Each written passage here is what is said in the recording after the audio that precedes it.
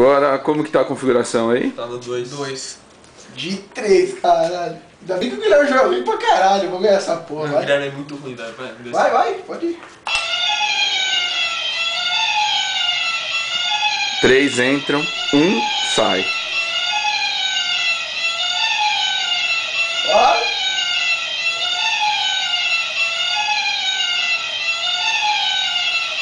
Tô tremendo, velho. Demorou. João! João ganhou. Tá bom, vai. Na teta. É mais forte? Não. Não sei, mano. É mais forte? Tá igual, sei lá, parece que foi igual. Vamos no 3, na moral? 3 de 3, tá bom, vai. Tá fraquinho.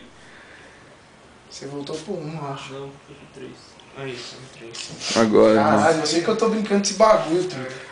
Tô com medo agora. Eu tô estranhando, pô, Leandro, mó cagão. Eu achei que ia ganhar, mano.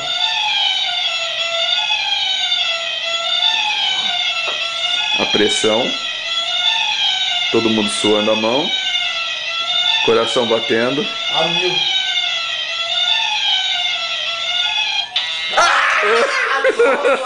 O 4 deve ser osso, mano. Foi osso? Tá no 4 aí. Vou pra você. Para, seu louco! 4 aí, você. Vai. Nossa. Vai. Põe de 2, tem que pôr de 2 primeiro. A gente vai morrer, mano. Vai aí, tá certo. Tá de 2, vai. Nossa. Se eu perder, eu vou gritar. Se eu perder, eu vou ficar muito puto, velho.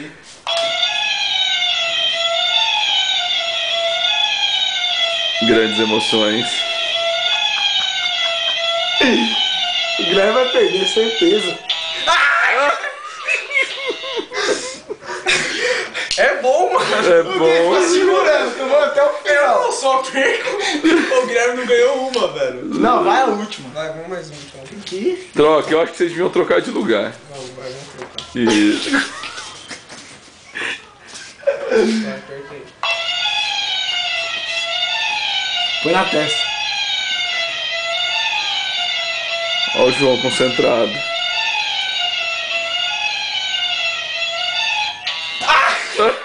É muito lesado. É muito lesado, mano. Fica segurando o bagulho ainda. É mó Vai, gostoso. faz assim agora, vai os dois e só pela música.